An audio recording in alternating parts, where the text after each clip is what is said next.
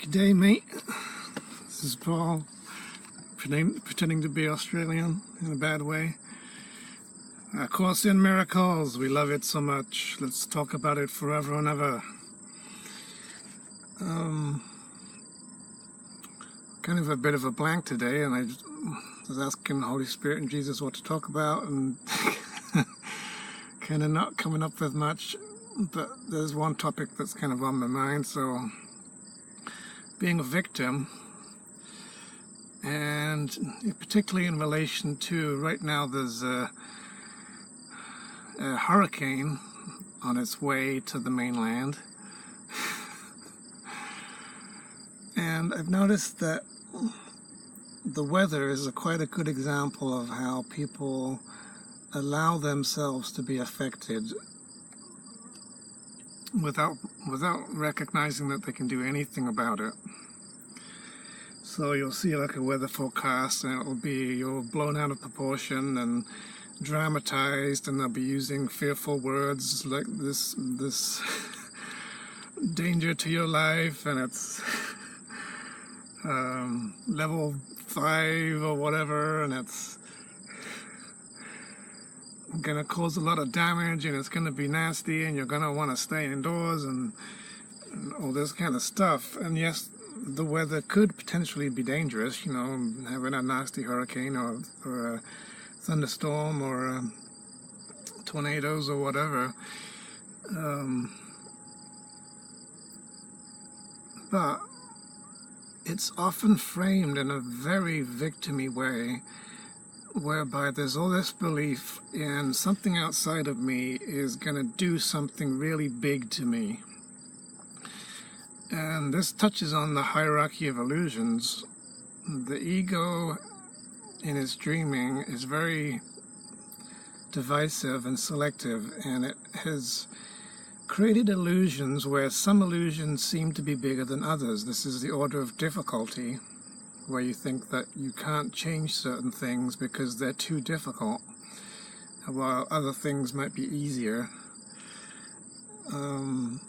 And it creates this hierarchy in your belief system where you think that some things are a stronger threat than others, or they contain more power or more sin, harder to undo, harder to heal. And so you'd have something like there's been a small flood down the street. The little stream that runs under the road burst its banks, and there's a few inches of water. And so you're very slightly put out. And then you get like, okay, here comes a great big hurricane, and the hurricane is so big and so powerful and such a big threat. It's going to do so much damage, and it's going to cause so much to happen, have such an effect,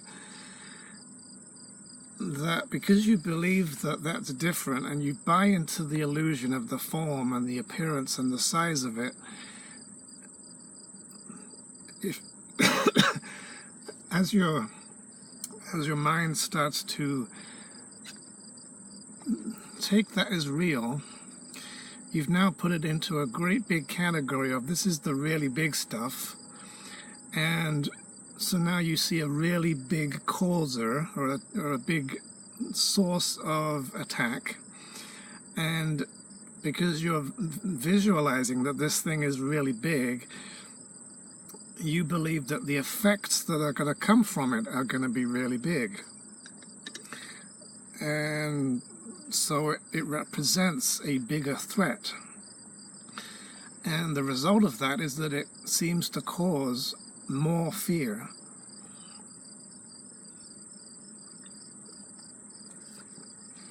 And the ego says to you, oh, this is more dangerous. This is something you've really got to pay attention to, and you've got to take measures to protect yourself because you can be affected and threatened. And it will particularly like to use these kind of things to make you believe in being threatenable and vulnerable and weak and unable to do anything to stop it and powerless. And so you get this huge reversal of perception that produces more fear, this ginormous seeming great big cause power outside you that's coming at you, that's threatening to do all this stuff to you. You have a great big reaction to that because of the size of the illusion in the hierarchy. You think it's going to do great big stuff, and so you see yourself as having great big effects from it, and your mind starts visualizing those effects and creating those effects in your body and in your life and in your home and in your surroundings. And it seems like a storm is not just going to affect a small thing, it's going to affect me and my house, and it's going to affect the neighborhood and the city, and the whole freaking country is going to be affected. And it's like this is one great big attack. So what is a hurricane other than a big idea of a giant external attack that unconscious dreaming minds have conjured up with their belief systems and their projection, and are visualizing and then buying into what they visualized and making it more real, and then increasing the fear in order to intensify the contrast to make it even stronger. This is how things get out of hand, that we go into sort of an unconscious state of, we make up this dreaming stuff, and then it seems like it takes over and becomes the attacker of us, and now we start getting affected by it, and then we start reacting to it, and then our reactions add even more fuel, and we dig ourselves into a hole, and the thing becomes bigger and inflated in our perception, and we see it as this much bigger threat and danger. One of the things, though, is that when something big happens, you have an opportunity to see the ego at work. You can see its hierarchy of illusions kicking in, because if you believe in something outside you happening that has a strong threatening power to do something significantly damaging and unstoppable, which is the idea of sin, as you start believing in that and your perception goes backwards, you start causing yourself to have fearful thoughts, and the fear intensifies, and the thoughts become obsessive, and you can't stop thinking about it, and you can't let it go, because it's being generated by the part of your mind that's perceiving itself being attacked. And so you're cause and effect that's back to front. You believe you're at the effect of the world, you're a victim of the world you see, and now you've got this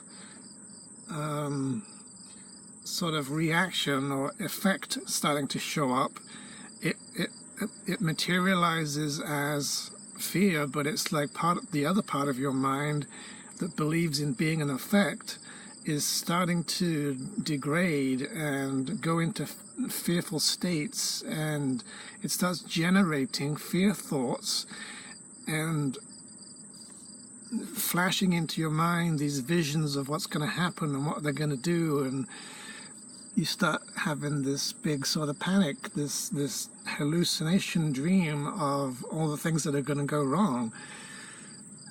And it's particularly strong when the problem seems like a big threat, like someone has cancer or somebody's just been diagnosed with some terminal illness or something, big hurricanes coming or whatever. It inspires, if you buy into that and you perceive it as a threat, as cause, it will generate big reactions and big effects in you, and big fears and big responses, and your mind will start having all this panic and worry about what's going to happen to you based on the size of this problem that you perceive, the strength of it or whatever. And something that I found at one time was somebody I knew had been diagnosed with a sickness, and they had cancer, and I had to go to the hospital with them and to support them and stuff. And my belief that the sickness was real and that it was powerful and threatening and life-threatening and dangerous made me have an extraordinary outpouring of fearful thoughts that I just couldn't get to stop. No matter how much I wanted to be calm and free from anxiety and stuff, I just kept having this reaction that just kept coming in my mind. It just kept having fearful thoughts after fearful thoughts, even though I was praying my guts out and trying to be positive. And it was because of how I was perceiving. I couldn't help but generate all of this mental response, making these thoughts, attack thoughts, because of the perception that I was being attacked by this sickness, or the person was being attacked, that it was real and it was bad. But what the opportunity became was that I saw how there was a correlation between the size of the problem and the amount of reaction. And so because I believed that this was serious, I was having a much bigger volume of effects because of how much cause I saw as outside myself having power over me. I was creating more effects. Secret of salvation, you do it to yourself. And in that moment, it suddenly occurred to me, look at how much the ego is trying to use the supposed size of this problem, the severity of the problem, to say that I must have this equivalent amount of response and reaction and be a certain a required minimum dose of reaction that matches the strength of the issue. And I thought, why is it that I have to have this much reaction just because the problem seems to suggest causally that because there's this much cause, there should be this much effect? And just for a moment there, I had this awareness of this is the ego functioning. The ego is telling me I should be this upset because of how much causal power is out there and how capable it is of threatening me. And that was quite liberating and enlightening, because it kind of burst a bubble, and I stepped outside of the hierarchy of illusions for a moment and stopped and just observed and noticed how I didn't have to have this much reaction. This didn't have to mean that this problem really is this big and severe. There's another way of looking at this, and I can change my mind and decide that this is not a big problem. I can make this a small problem. And I did. I decided this is not going to have this effect. This is not going to be a big thing. This is not going to hurt me. It's not going to threaten me. I'm not going to sit here and be a victim of it. It does not have this power over me. I am not being caused by this. And quite quickly, that started to burst the bubble and reduce those fearful thoughts that were just obsessively annoying, almost as if someone else was just throwing thoughts through my head that I couldn't control or stop, and then they started to diminish. And at some point, you've got to do that. You've got to break out of the hierarchy of illusions, break out of this idea that when it's a small thing, I have a small reaction. When it's a big thing, I have a big reaction. And the way to do that is to realize that all of those reactions are based on a certain amount of belief in external causes. So if I believe, let's say I believe 70% that this world is the cause of me, when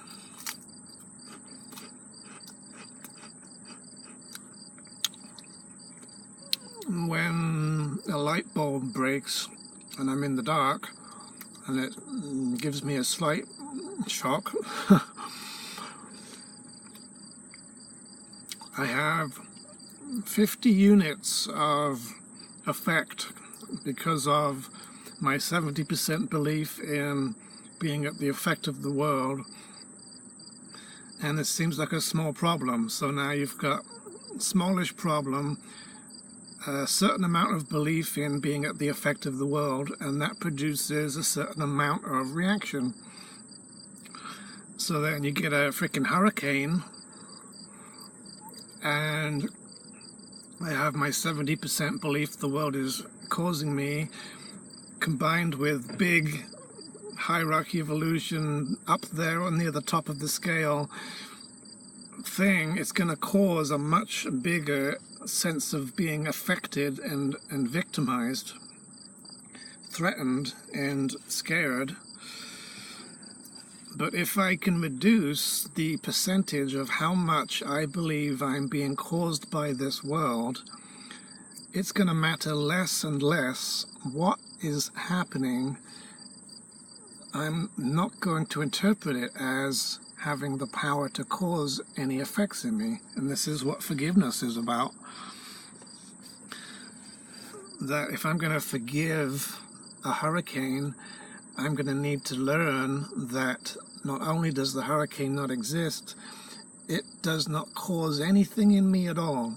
It does not stir me up, it doesn't make me afraid, it doesn't make reactions, it doesn't threaten me, it doesn't have power over me, it cannot do anything to me, nothing real can be threatened. And this is sort of the basis of all forgiveness processes, I think, where it always boils down to a level confused reversal of cause and effect, where when you're in heaven, God is the cause and you are his effect. Everything's happy and groovy. And when you get into your authority problem and the belief in sin and the belief that you can cause God and do something against his will and be the cause of him instead of the effect, which invents perception and starts reversing perception to where you start seeing cause outside of you against your will, because your will is against God's will.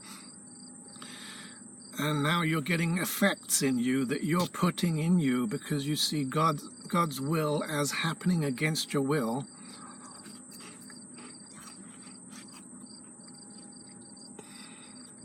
And so the entire separation from God is basically just a reversal of cause and effect. It's you trying to be the cause of God instead of his creation or his son. And so now in this world where you're having perception, every threat that you experience outside you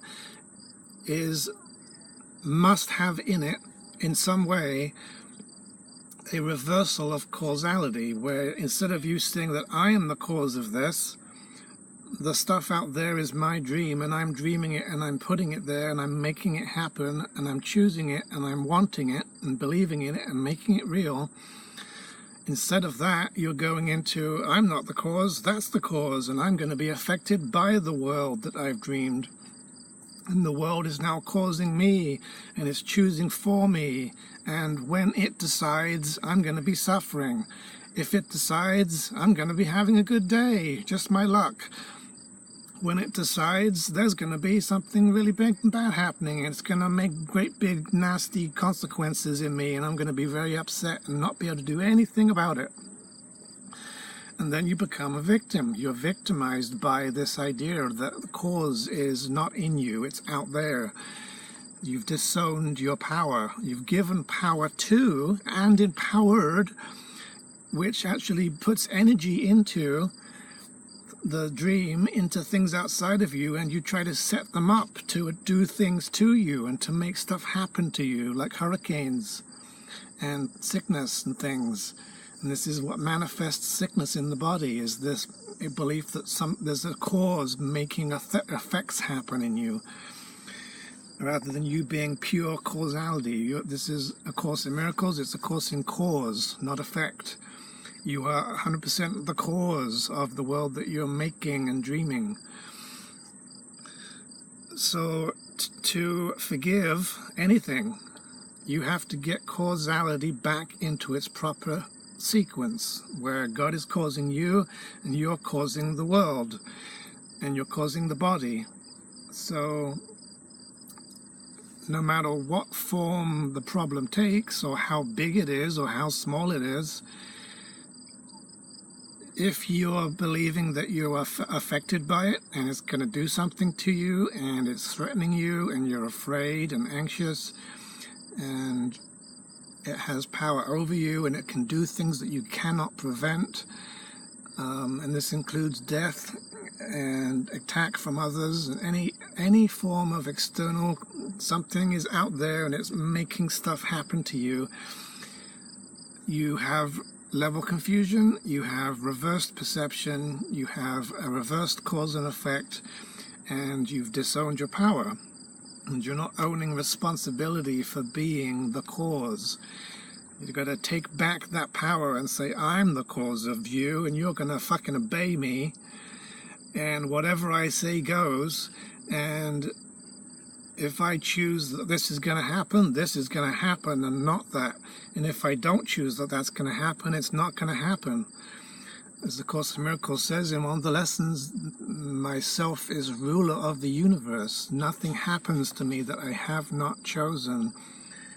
And nothing can happen unless I choose it. And that even in this world, and to such a degree that that's so powerful, and so free from victimhood and free from level confused backwards causality, that it's literally saying this black and white statement that only what happens is what I want to happen. Nothing else happens because I'm the cause of everything. There's tremendous power in that. And this is your dream, this is your world. So if there's a big hurricane and you're starting to perceive cause in it, it has the power to do something. It's a big strong wind, it's gonna make stuff happen, there's gonna be all these effects, and I'm gonna have to brace myself and batten up the hatches and get my supplies ready in case all the stores get broken and stuff, and prepare myself for this impending doom. And having that perception, you must believe that that thing is like some kind of evil monster out there with this got nasty teeth, and it's coming and it's going to bite you and hurt you. And you can't help but be afraid with that kind of perception. As soon as you go into false perception, you get afraid because you're now perceiving that there's some kind of cause out there in the world. In the dream that you're dreaming, you think that the dream, which is the effects of you, that you put there, you think that it has power over you as the dreamer. It can turn around and take on a life of its own and tell you what to do and make you change. Your dream has rebelled against you, and it's trying to cause you and trying to make you suffer and hurt and damaged and things, and it can't do that. There are no effects in the world. There's no the world is but an effect. It's not a cause at all. And there's nothing in the world that can bring oppression or make you afraid or suffer or sick or weak or unhappy in any way, unless you decide with your mind to try to use it to do that to yourself, to use the world as a weapon against you, to orchestrate it and to dream of it hurting you. And so as you perceive in a hurricane or whatever big dangerous threat, you're really seeing your own power disassociated that you've given to this thing, and you're saying, I don't have the power you do, therefore I'm very small and weak, and you're big and scary, so therefore there's no way that I can go up against you or do anything to stop you, because I'm so diminished and so scared and so afraid and small and vulnerable victim that you must be the one who has all the power and calls all the shots and decides what my fate's going to be.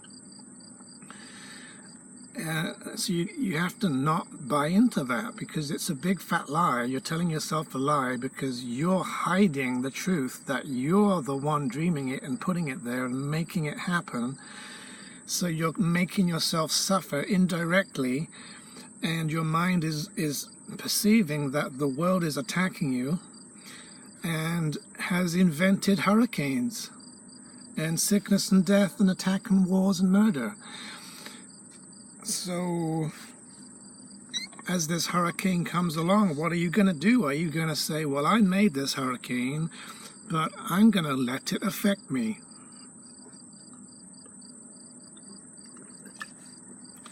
I dreamed of it. I put it in the world with my mind, but now that I've put it there, I'm just going to let it do what it does, because it does it by itself. And now it's going to come along and wreak havoc and damage, and I'm just going to have to suffer. And there's not going to be anything I can do about it. And I'm therefore being victimized against my will, and I'm powerless, and I'm going to be hurt and affected, and it's going to scare me, and I don't feel safe. So you've got to reverse the causality here and take back your power and own it and say, I am the one who causes this. I have power over this world. My mind is on a level above this world. I am supernatural. And I'm dreaming this world. This dream and this body and this world and this hurricane are the effect of me. It's my dream, and I decide what I'm dreaming. I see in my dream whatever I value and believe in, so I'm not going to value and believe in hurricanes. And as soon as you say that, people will be like, well, if you do that and you don't take any measures and the hurricane still comes, you're going to not be prepared, and then it's going to hurt you even more. That's level confusion. But you have to forgive it. You have to tell yourself and get your mind to reverse back around to where you're not perceiving that that thing has any power to do anything to anyone. That it cannot cause the things that you think it's capable of causing. Because who's making up this shit anyway? So if I think, okay, that hurricane can cause lots of wind damage, and there's going to be flooding, and lightning is going to damage buildings and things, who's deciding that that's true? You are.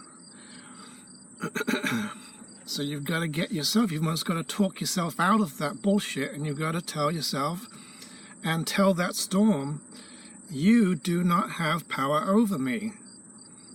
This storm does not have the power to cause flooding and damage and lightning and winds and damage to buildings and threats to life. This storm is weak. This storm is nothing. This storm does not have any causal power. It is not capable of producing damage. It doesn't do anything to anyone. No one is being affected by the storm. We are all responsible, 100% responsible for what I feel and experience and what I make happen in my dream. I am taking authority over this fucking storm, and I command it to stop.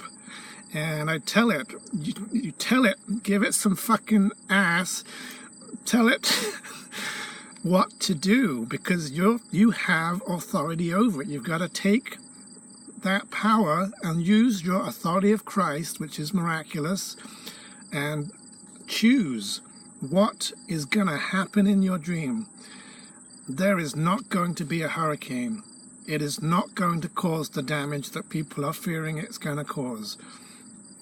I command you, hurricane, to slow down and reduce your winds and diminish and shrink and dissipate and be far, far weaker than anybody's expecting. And I do not see that storm as having an effect on anyone. Everyone's going to be laughing at it, at how pathetic it is, in that it doesn't even exist. And I command those winds to cease and to die down and to become slow and to produce a stillness. And I dissipate all the clouds, and I tell the rain to stop falling and just disappear from my dream. And what you now can do is you can start using your mind's power to affect your dream, and you do this by using your imagination. Your imagination is not weak. It is a part of your mind that is very flexible and able to change what you believe in and to choose a different experience. And when your imagined, desired reality is combined with strong belief and conviction and power, and you visualize it strongly, you're able to influence the weather. And so what you do is you just close your eyes and get calm, and now you get in touch with that storm and you visualize it in your mind. And well, you don't visualize it, but you try to see it in its current state. And when I do this, I sort of see clouds, and I see some swirling, and I see some energy and some momentum.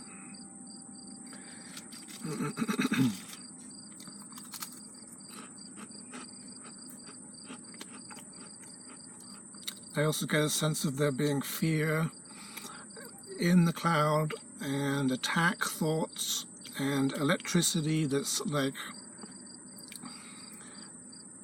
sparking around and stuff.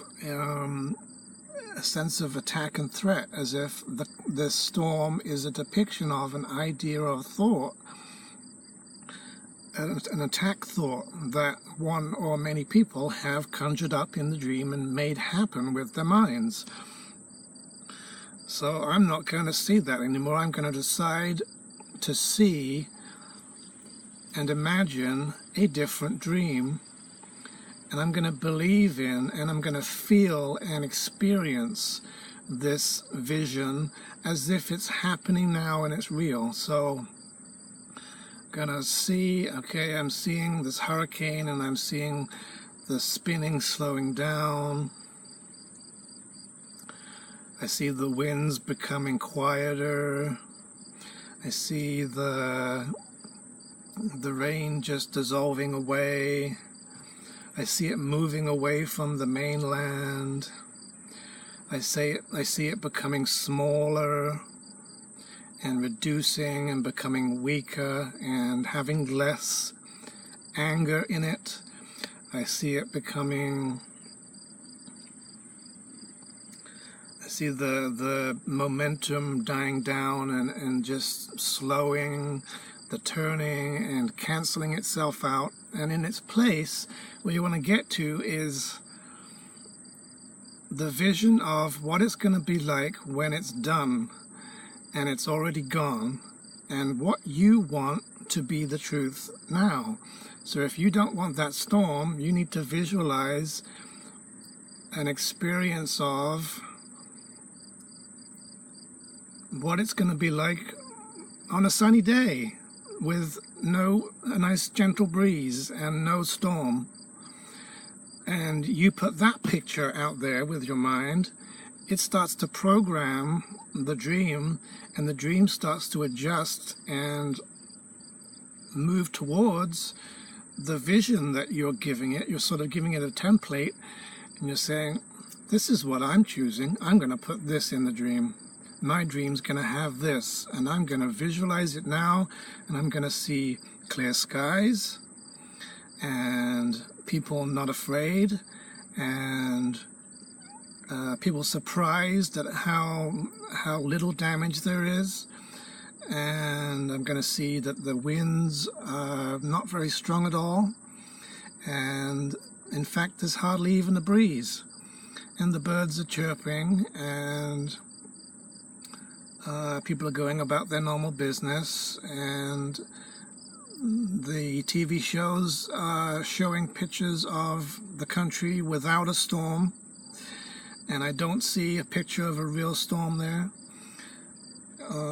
The sun is out and people are celebrating, and everybody's feeling the reality of the gratitude for there is no storm, and I choose that there not be a storm.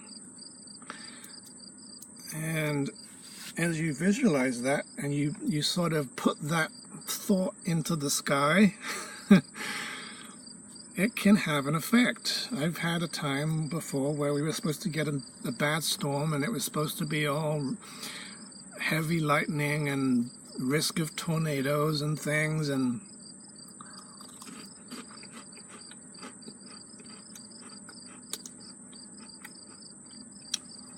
I got up in my room at home and I said, I command you, storm, you're going to stop. You will not come here, and you will not cause damage, and nobody's going to be threatened, and you're going to dissipate and die down and leave right now. I command you to go, and you don't come back, and there's only going to be calm and peace and happiness and safety and sunshine right now.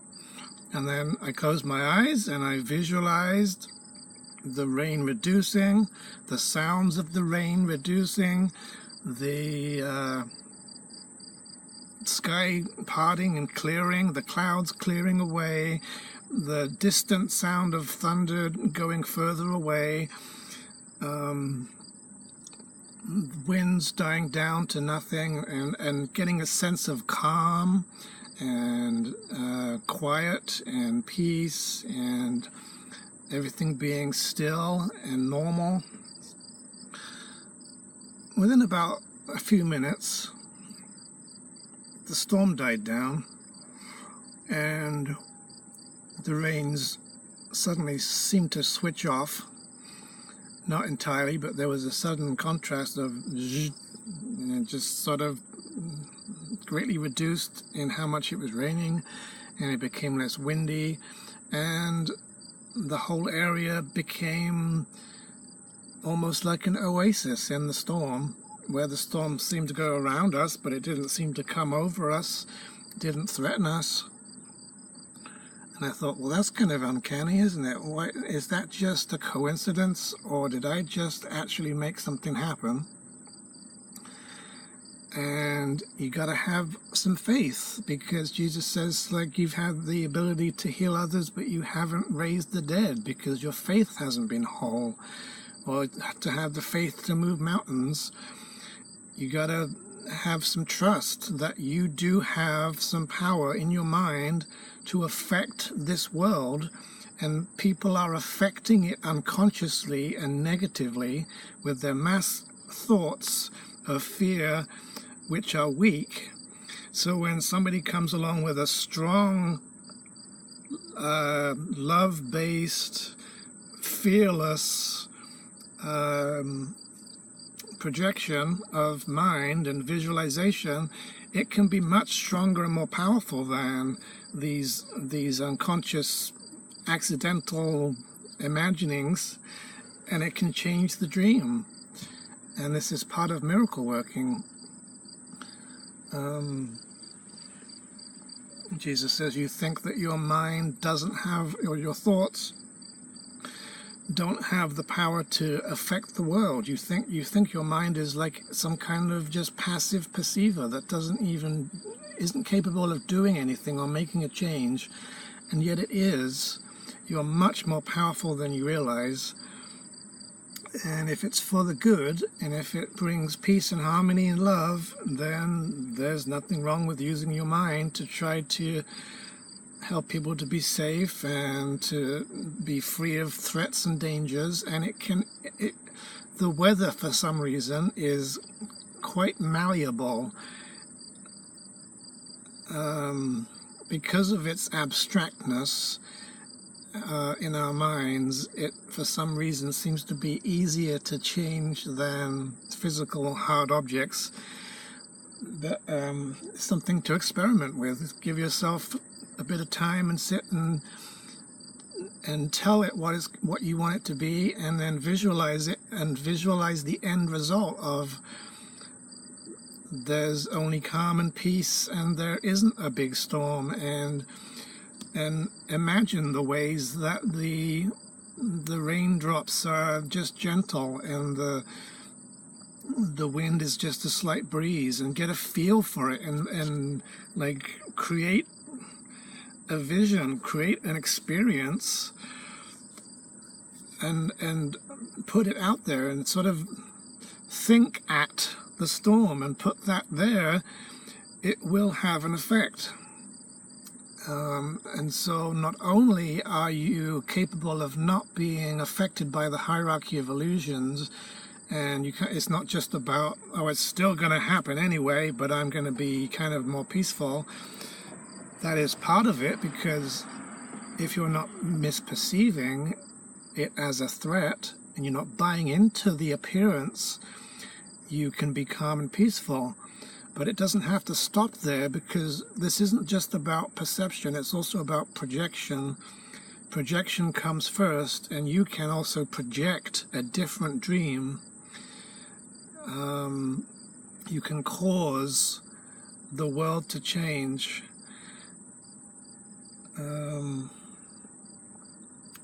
So it's up to you. You can say, I'm not going to have this. I'm going to choose something else. This is not going to happen. There's power in that. There's decisiveness. There's strength in that. So you want a happy dream? Make it a happy dream. We don't have to be victims. We don't have to just lay down and sort of say, this is just a given and it's going to happen anyway, and it's going to just do what it does, and it's run by physical laws and nothing I can do to change it. You got to get out of that mentality and out of the hierarchy of illusions, out of the illusion of order of difficulty and miracles. It is not supposed to be more difficult to heal a small sickness than to cancel a hurricane.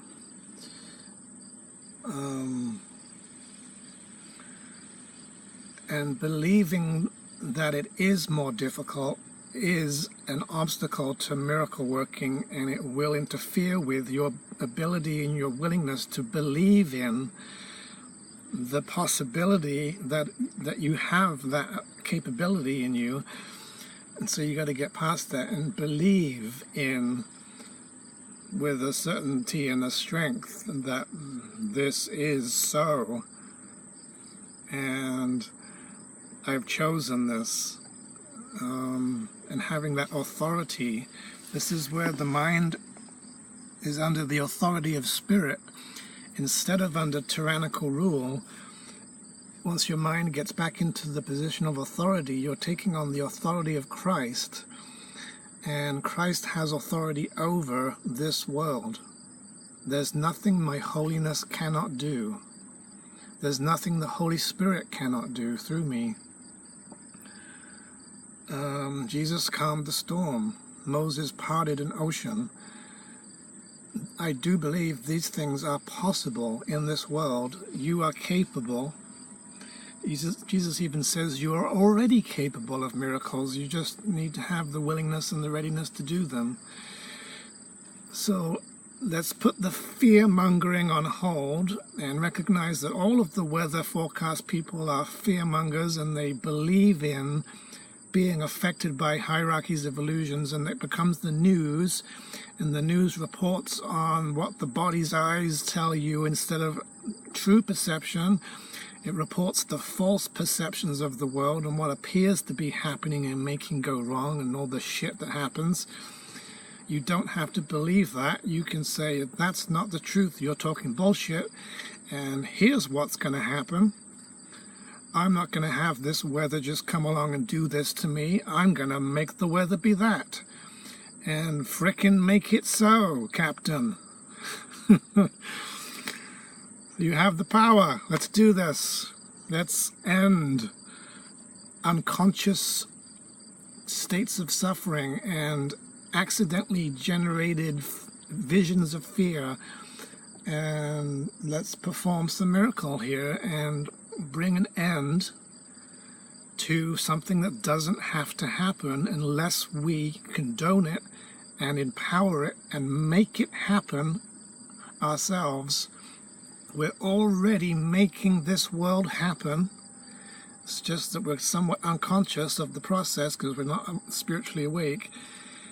We need to get into a state of awareness, which means willingness and power and confidence and love, to be the love and to shine love on the world and cause it to be a peaceful, happy place, free from big, nasty storms and troubles,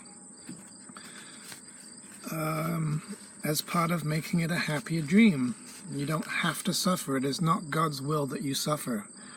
This is something I had to learn too, where I had various problems physically and just believed that they were going to have to run their course and I was going to just have to go through them and suffer with the consequences and the effects, and there's nothing I could do.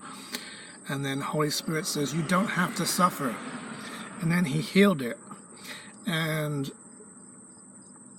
I had to realize, therefore, to decouple my belief in that what the physical tells me is gonna happen versus what my mind is able to choose otherwise, and to realize I don't have to have this run its full course. I don't have to just go through the motions unconsciously. I don't have to just let this thing play out and suffer for weeks and months if I don't choose it.